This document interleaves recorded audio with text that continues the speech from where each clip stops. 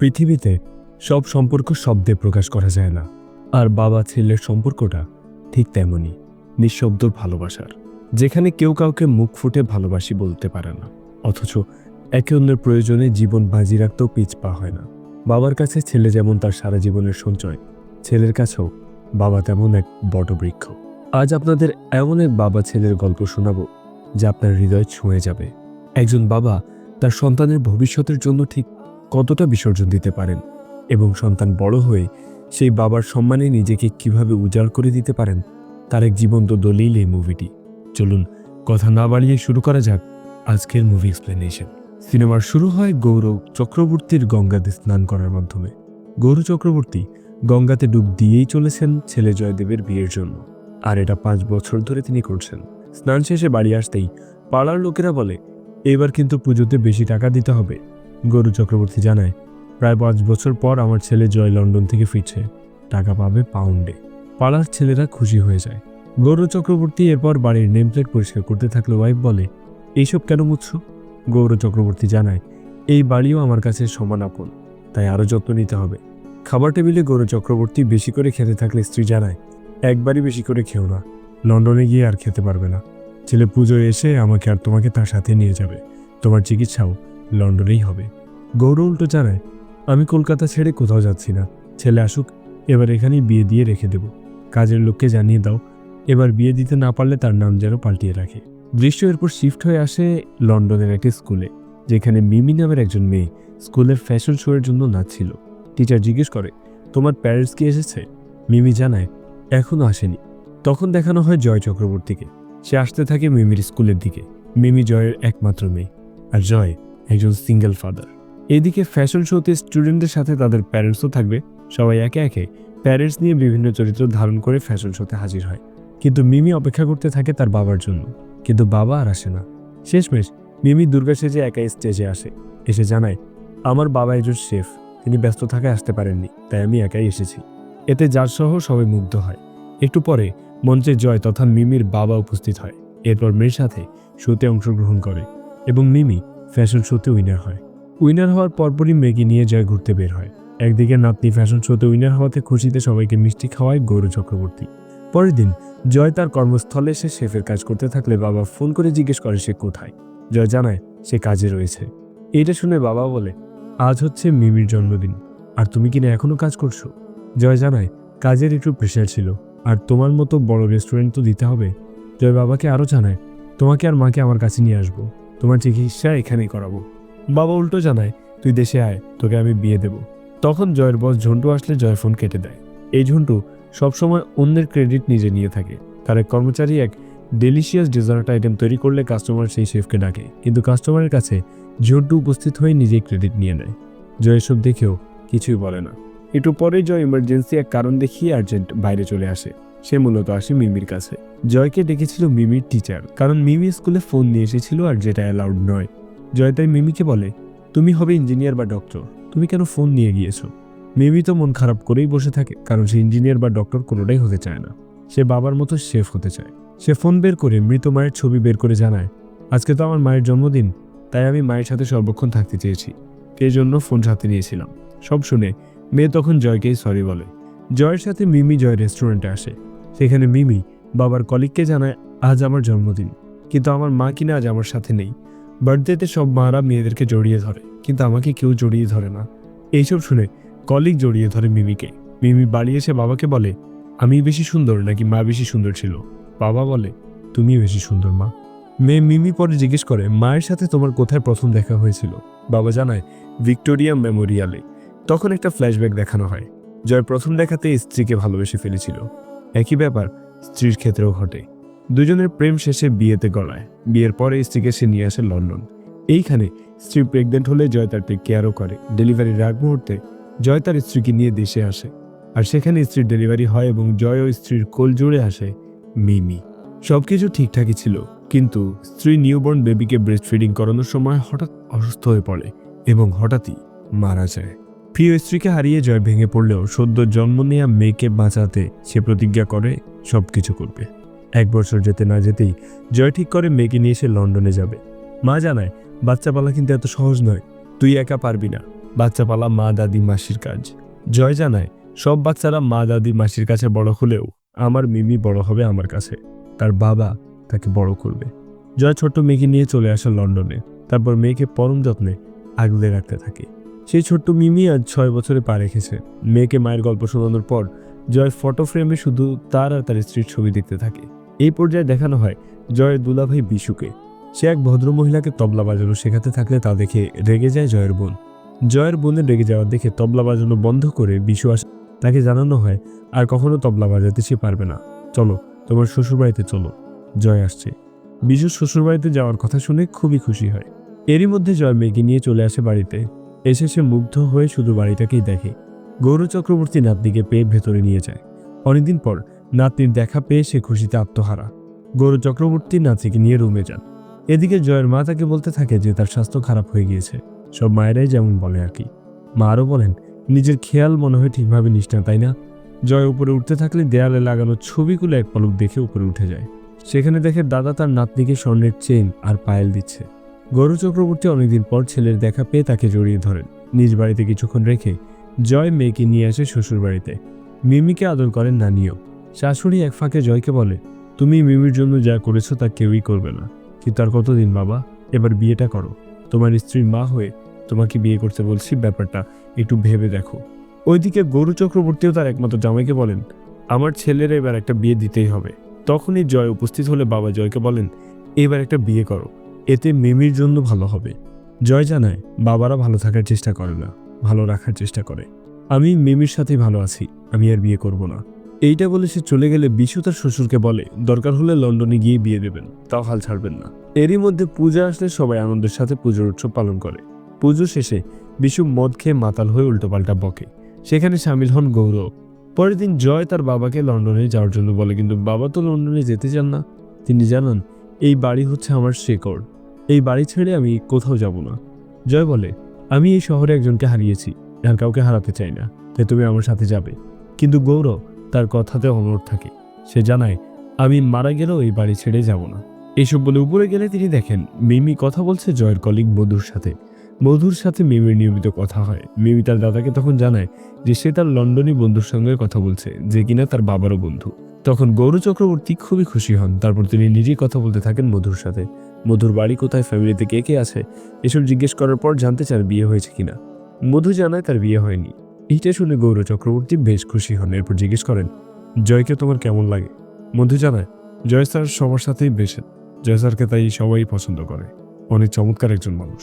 এইসব শুনে গৌর চক্রবর্তী যেন আকাশে উঠতে থাকেন। ফোন কেটে দিয়ে নিচে এসে জয়কে পাসপোর্ট দিয়ে জানান, আমিও যাচ্ছি তোর সাথে লন্ডনে। হঠাৎ বাবার এমন পরিবর্তন দেখে জয় জিজ্ঞেস করে, তোমার কি খারাপ লাগছে? বাবা জানায় কোনো কিছুই খারাপ লাগছে না, বিয়ের ভূত চাপছে রে। এরই মধ্যে সবাই লন্ডন চলে আসে। সবাই জয়ের বাড়ি দেখে অনেক অবাক হয়ে যায়, কারণ বাড়িটা অনেক বড় এবং সুন্দর। জয় জানায় এটা আমার বাড়ি নয়, এই বাড়িতে আমি ভাড়া থাকি। গৌর চক্রবর্তী এসেই আগে নাতনিকে বলেন, তোমার বন্ধুর সাথে কখন দেখা করাবে?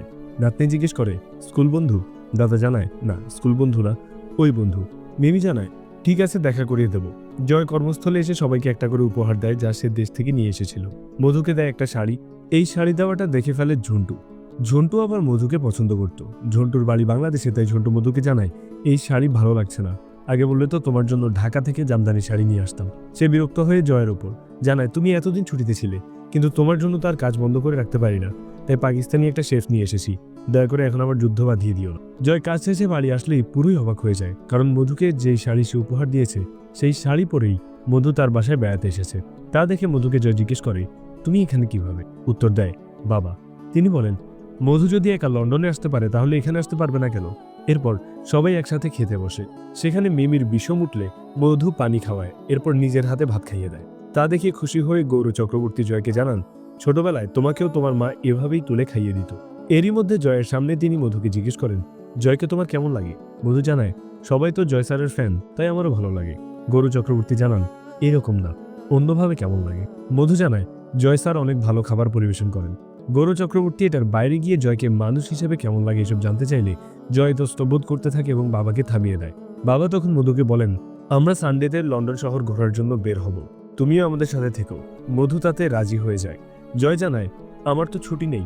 বাবা বলেন, তোর কাজ করতে হবে না, সানডেতে সবাই একসাথে বিভিন্ন জায়গায় ঘোরাঘুরি করে। এই সময় গৌর চক্রবর্তী মধুকে একটা মালা কিনে দিতে গেলে সেখানে জয়ের বস ঝন্টুর মুখোমুখি হয়। ঝন্টু মধুকে জয় এবং তার ফ্যামিলির সাথে ঘুরতে দেখে খুবই বিরক্ত হয়। জয় বসের সাথে পরিচয় করিয়ে দেয় তার বাবাকে। পরের দিন জয় রেস্টুরেন্টে আসলে জয় ঝন্টুকে বলে, তুমি বোধহয় ঘোরাঘুরির মধ্যে মেল চেক করার সময় পাওনি। তোমাকে 3 মাসের বেতন দিয়ে ফ্যামিলির সাথে বেশি ঘোরাঘুরি করার ব্যবস্থা করে দেওয়া হয়েছে। তোমার জায়গা থেকে কাজ করবে এক পাকিস্তানি শেফ। এখন তুমি যেতে পারো। জয় তখন বসের ওপর সকল রাগ ঝাড়া শুরু করে। সে বলে, দেশ আলাদা হলেও আপনার আমার ভাষা তো এক, কিন্তু আপনার মতো মানুষদের জন্যই একই ভাষাভাষীর 2 দেশের মধ্যে এত দ্বন্দ্ব। আপনি হচ্ছেন একটা কাঁকড়া। এইসব বলে জয় রেস্টুরেন্ট থেকে বের হয়ে গেলে ঝন্টু বলে, আমার উপর রাগ দেখিও না, আমি দেখবো লন্ডনে তুমি কিভাবে জব পাও। জয় ব্যাগপত্র গুছিয়ে বের হয় নতুন চাকরি খুঁজতে। সেই সময় গৌর চক্রবর্তী নাতনিকে নিয়ে ঘুরতে বের হলে দেখতে পান জয় রেস্টুরেন্টে না গিয়ে বাইরে বসে আছে। এটা দেখে গৌরর মনে বিস্ময় জাগে। তাই সন্ধ্যায় জয় বাসায় আসলে বাবা জয়কে জিজ্ঞেস করে, তাকে দেখে অনেক ক্লান্ত লাগছে, কোনো সমস্যা? জয় জানায়, কাজের একটু প্রেশার চলছে, তাই হয়তো এমন দেখাচ্ছে। পরের দিন কাজের জন্য জয় বাইরে গেলে গৌর চক্রবর্তীও পিছু পিছু বের হন। সারাক্ষণ শুধু জয়ের পেছনেই ঘুরতে থাকেন। জয় এদিক সেদিক ঘুরে বাসায় এসে মন খারাপ করে থাকলে গৌর চক্রবর্তী দূর থেকে তা দেখেন। পরের দিনও জয় বের হলে গৌর চক্রবর্তী বের হন, কিন্তু এইবার তিনি ক্লান্ত হয়ে পড়েন। সবকিছু ঝাপসা হতে শুরু করে আর তার বাড়ি ফিরতে পারেন না। এদিকে জয় বাড়ি এসে মাকে বলে, বাবা সকালে বের হয়েছে, এখনো ফেরেনি, তাহলে কোথায় গিয়েছে? তখনই পুলিশ নক করে জয়ের বাড়িতে এবং গৌর চক্রবর্তীকে নামিয়ে দিয়ে যায়। জয় তখন বাবাকে দেখে কিছু বলতে চাইলে বাবা বলেন, তুই কি আমাকে সবকিছু বলিস যে আমি তোকে সবকিছু বলবো? এটা বলে মন খারাপ করে গৌর তার রুমে বসে থাকেন। মিমি তখন দাদাকে দেখতে আসে। জয়ের সাথে আসলে কি হয়েছে তা জানার জন্য গৌর চক্রবর্তী কল করেন মধুকে। মধু তখন সবকিছু খুলে বলে। এদিকে জয়ের একের পর এক ইন্টারভিউ নেওয়া হয়, কিন্তু জব তার হয় না, কারণ অন্য একটা রেস্টুরেন্ট থেকে তাকে স্যাক করা হয়েছে। জয়ের রাস্তায় রাস্তায় ঘুরে বেড়ানোটাকে চুপি চুপি দেখতে থাকেন তার বাবা। এইসব দেখে আর নিজেকে কন্ট্রোল করতে পারেন না তিনি, নেন একটা বড় সিদ্ধান্ত। ওয়াইফ বলে, ভেবেচিন্তে ডিসিশনটা নিলে ভালো হতো না? গৌর চক্রবর্তী জানান, সব তো ছেলে মেয়েদের জন্যই, তাদের বিপদে যদি কাজে আসতে না পারি তাহলে কি লাভ? পরের দিন জয় বাইরে থেকে মন খারাপ করে বসে থাকলে সেখানে বাবা খাবার নিয়ে হাজির হন। জানান, অনেকক্ষণ না খেয়ে আছিস, এবার একটু খাবার খেয়ে নে। হঠাৎ বাবাকে দেখে অবাক হয়ে যায় জয়। সে জিজ্ঞেস করে, তুমি এখানে কোত্থেকে আসলে? বাবা জানান, ওসব পরে হবে, তুই জবটা ছেড়ে দে। তুই লন্ডনে একটা রেস্টুরেন্ট দিতে চেয়েছিলি না, সেটাই তুই দে। জয় জানায়, যেই বেতন পাই সেই বেতন থেকে সেভিংস হয় মাত্র 10%। সেই টাকা দিয়ে রেস্টুরেন্ট দেওয়া এত সহজ নয়। বাবা বলে, তোর এত চিন্তা করতে হবে কেন? তোর বাবা তো এখনো মারা যায়নি, তাই না? এই নে ফোন, অনলাইনে 50 লাখ ট্রান্সফার করে নে। হঠাৎ এত টাকা নিয়ে বাবা হাজির হলে জয় অবাক হয়ে জিজ্ঞেস করে, এত টাকা কোথায় পেলে? বাবা জানান, 40 বছর ধরে আমি রেস্টুরেন্টের ব্যবসা করছি, সেখান থেকেই টাকা সেভ করে রেখেছি প্রতিনিয়ত। তাছাড়া তোর নামে একটা ডিপোজিটও ছিল। জয় বলে, এসব তো তোমার টাকা, আমাকে কেন দিচ্ছ? বাবা বলে, তুই যদি বাবা হয়ে তোর মেয়ের জন্য এত কিছু করতে পারিস, তাহলে বাবা হয়ে আমি কেন আমার ছেলের জন্য পারবো না? জয় বলে, তাহলে তোমার কিন্তু আবার এটা পরে রিটার্ন নিতে হবে। বাবা জানান, তোর থেকে কি আমি টাকা রিটার্ন চেয়েছি? আমার সবকিছু তো তোরই। জয় এবার ইমোশনাল হয়ে বাবাকে জড়িয়ে ধরে। এরপর বাপ বেটা কিনতে যায় একটা পোর্টেবল ফুড কার্ট। তারপর সেটা নিয়ে বসে ফুটপাতে, কিন্তু অন্য ফুড কার্টের লাইন ধরে বিক্রি হলো তাদের ফুড কার্টে কেউই আসে না। তাই বাবা বলেন, এভাবে হবে না, কিছু একটা ভাবতে হবে। সেদিন রাতেই জয়ের মা বলেন, তোমরা কিন্তু প্রতিদিন ভাব নষ্ট করছো, কাল থেকে তোমাদের পান্তা খাওয়াবো। এই পান্তার কথা শুনেই গৌর চক্রবর্তীর মাথায় আইডিয়া চলে আসে। তারা ফুড কার্টে পান্তাই বিক্রি করে, সেটা বিভিন্ন রকমের পান্তা। জয় বলে, এই পান্তা লন্ডনে কে খাবে? পরের দিন বাবা পান্তা বানিয়ে আগে জয়কেই খাওয়ান। জয়ের বানানো পান্তা খেয়ে সবাই মুগ্ধ হয়ে যায়। ফুড কার্টে পান্তা দেখে দেশি একজন খেতে আসে আর সাথে আসে 2 জন বিদেশি। বিদেশিরা জিজ্ঞেস করে, এই পান্তাটা আসলে কি? পান্তা হচ্ছে পানিতে রাখা ভাত, যেটার প্রাইস একদম লো। বিদেশিরা পান্তা খেয়ে দারুণ মজা পায়। এরপর থেকে সবাই পান্তা খাওয়া শুরু করে সিরিয়াল ধরে। অন্য ফুড কার্টগুলো ফাঁকা হতে শুরু করে আর জয় ও তার বাবার ফুড কার্টে সবাই লাইন ধরে শুধু পান্তাই খেতে আসে। অনেক ব্লগার আসে পান্তার ভিডিও করতে, যা দেখে মধু খুব খুশি হয়। পান্তা নিয়ে গানও বের হয় এবং অল্প দিনেই তাদের রেস্টুরেন্টটি জনপ্রিয় হয়ে ওঠে। সংবাদকর্মীরা যখন ইন্টারভিউ নেয় তখন রেস্টুরেন্টে বসে তা দেখে মধু এবং জয়কে যারা পছন্দ করে তারা। সেটা দেখে জন্টু মধুকে বকাঝকা করলে মধু সহ আরো 3 জন চাকরি ছেড়ে জয়ের কাছে চলে আসে। তারা জয়ের সাথে কাজ করতে চায়। জয় বলে, কাজ কি করবে, তোমরা তো আমার পার্টনার। মধু নিজে থেকে জয়ের কাছে আসাতে গৌর চক্রবর্তী খুবই খুশি হন। তিনি বলেন, বিধাতাই তোদের এক করতে চান। এরই মধ্যে ঝন্টু গোপনে পান্তা খেতে গেলে তার চাকরি ছেড়ে আসা শেফরা তাকে দেখে ব্যঙ্গ করে। একদিন গৌর চক্রবর্তী মধুকে বলে, জয়কে তো রেস্টুরেন্ট গুছিয়ে দিলাম, এবার তোমাদের ব্যাপারটা গুছিয়ে দিতে পারলেই হয়। মধু ব্যাপারটা বুঝতে পারে না। গৌর চক্রবর্তী তখন জয়কে ডাক দিয়ে বলেন, মিমির মধুকে ভালো লাগে, আমারও মধুকে ভালো লেগেছে, তোর ভালো লাগে কিনা বল। জয়কে কোনো কথা বলার সুযোগ না দিয়ে গৌর চক্রবর্তী মধুকে বউ বলে ডাকেন এবং তাকে দিয়ে পা ছুঁয়ে সালাম করান। এরপর বলেন, জয় দেখবে রেস্টুরেন্ট, জয়কে দেখবে মধু, আর আমি দেখবো আমার ভাতের হোটেল। আমি দেশে যাচ্ছি। জয় অবাক হয়, কারণ জিজ্ঞেস করলে তার বাবা জানান তাকে তো যেতেই হবে, দেশের দিকটাও সামাল দিতে হবে। দেশে ফেরার পর গৌরব চক্রবর্তীর বাড়িতে বিল্ডাররা আসে। আসলে জয়কে 50 লাখ টাকা দেওয়ার জন্য তিনি তার বাড়িটি বিক্রি করে দিয়েছেন। বিল্ডাররা বাড়িটি ভেঙে 5 তলা করার পরিকল্পনা জানায়। তারা বলে, ঠাকুর ঘর আর থাকছে না, তবে 3 তলায় আপনাদের একটা ফ্ল্যাট থাকবে। এখন আপনাদের ভাড়া বাসায় চলে যেতে হবে। সব শুনে গৌরব চক্রবর্তীর মন খারাপ হয়ে যায়, কিন্তু কিছু করার তো ছিল না। তিনি বিল্ডারদের হাতে চাবি তুলে দেন। তখনই বাড়িতে হাজির হয় তার মেয়ে ও জামাই। মেয়ে বাবাকে বলে, এত বড় ডিসিশন নিলে অথচ আমাকে একবারও জানালে না। বাবা, বাড়ি যদি বিক্রি করে দিলে তবে বাবা থাকবে কোথায়? বাবা তখন দিব্যি দিয়ে বলেন, এই বাড়ি বিক্রির কথা তুই তোর ভাইকে কখনো জানাবি না। এরপর তারা এক অস্বাস্থ্যকর পরিবেশের ভাড়ায় ওঠেন। সেখানে তুলসী গাছ দেখে গৌরব চক্রবর্তী মিমির সাথে বিদায়ের কথা মনে পড়ে যায়। তিনি সারাক্ষণ মন খারাপ করে থাকেন এবং রাতে চুপি চুপি নিজের বাড়িটি দেখতে যান। এক পর্যায়ে তিনি অসুস্থ হয়ে পড়েন। এদিকে বিশু সব কথা জয়কে জানিয়ে দিলে জয় আর মিমি দেশে চলে আসে। অসুস্থ দাদাকে পেয়ে মিমি খুশিতে আত্মহারা হয়ে যায়। জয় বাবার কাছে গিয়ে আবেগপ্রবণ হয়ে বলে, এত কিছু হয়ে গেল আর আমাকে জানতে দিলে না। বাড়ি বিক্রি করলে কেন? তুমি তো রেস্টুরেন্টটা বিক্রি করতে পারতে। বাবা জানান, রেস্টুরেন্টে অনেক লোক কাজ করে, সেটা বিক্রি করলে তাদের ক্ষতি হতো, তাই আমার এক সন্তানের জন্য সন্তান সমতুল্য বাড়ি বিক্রি করে দিয়েছি। জয় এরপর বিল্ডারের কাছে গিয়ে বাড়িটি ফেরত চায়। বিল্ডার 50 লাখের বদলে বাড়িটি 2 কোটি টাকার জন্য দাবি করে। জয়ের কাছে 50 লাখই ছিল। সে নিরুপায় হয়ে মধুকে ফোন করে ফুডকার্ট বিক্রি করতে বলে। জয়ের বোনও তার গয়না দিয়ে দেয় বাড়িটি ফিরে পাওয়ার জন্য। এরই মধ্যে বিল্ডারের বাড়িতে একটি অনুষ্ঠানে রান্নার লোক না আসায় জয় সেখানে রান্নার দায়িত্ব নেয়। জয় নিজের পরিচয় গোপন করে অসাধারণ 6টি আইটেম রান্না করে। বিল্ডারের বাবা সেই খাবার খেয়ে মুগ্ধ হন এবং জয়ের পরিচয় ও ত্যাগের কথা জানতে পারেন। বিল্ডারের বাবা তার ছেলেকে আদেশ দেন বাড়ির সব ডকুমেন্টস ফিরিয়ে দিতে। ডকুমেন্টস হাতে পেয়ে জয় খুশিতে আত্মহারা হয়ে বাড়িতে ফিরে তার বাবাকে খুঁজতে থাকে। সে তার পুরনো বাড়ির একটি রুমে তার বাবাকে খুঁজে পায়। জয় বাবাকে জড়িয়ে ধরে বলে, তোমার বাড়ি ফিরিয়ে নিয়ে এসেছি বাবা, তোমার স্মৃতিগুলো আর মুছে যাবে না। বাবা এইসব শুনে শুধু একটু হাসেন। জয় আরো বলে, এই বাড়ির জন্য তুমি কত কষ্ট করেছো, ইট কাঁধে নিয়েছো, এই বাড়ি তোমার কাছে সব। এইসব বলতে বলতে বাবা জয়ের কাঁধের ওপর ঢলে পড়েন। জয় বুঝতে পারে তার বাবা আর নেই। জয় কান্নায় ভেঙে পড়ে। 6 মাস পর জয় আর লন্ডন ফিরে যায় না। সে তার বাবার হোটেলটি রিনোভেট করে একটি সুন্দর রেস্টুরেন্ট বানিয়েছে। রেস্টুরেন্টে বসে সে মধুকে ফোন করে। মধু জানায় লন্ডনের ফুডকার্ট অনেক ভালোই চলছে। মধু তখন হাসি মুখে বলে, আমি আপনার রেস্টুরেন্টে কাজ করতে কলকাতায় আসতে চাই, আপনি কি আমাকে নেবেন? জয় মুচকি হেসে বলে, ভেবে জানাচ্ছি। আর এইখানেই মুভিটি শেষ হয়। তো প্রিয়জনেরা, এই ছিল আমাদের আজকের মুভি এক্সপ্লেনেশন। ভিডিওটি আপনাদের কেমন লাগলো তা কমেন্ট করে জানাতে ভুলবেন না। ভালো লাগলে লাইক করুন এবং শেয়ার করুন বন্ধুদের সাথে। আপনার সাথে আমি ছিলাম সাইফ। আজকে বিদায় নিচ্ছি। শীঘ্রই দেখা হবে অন্য কোনো মুভির কাহিনী নিয়ে। ততক্ষণ পর্যন্ত প্রিয়জনের খেয়াল রাখুন।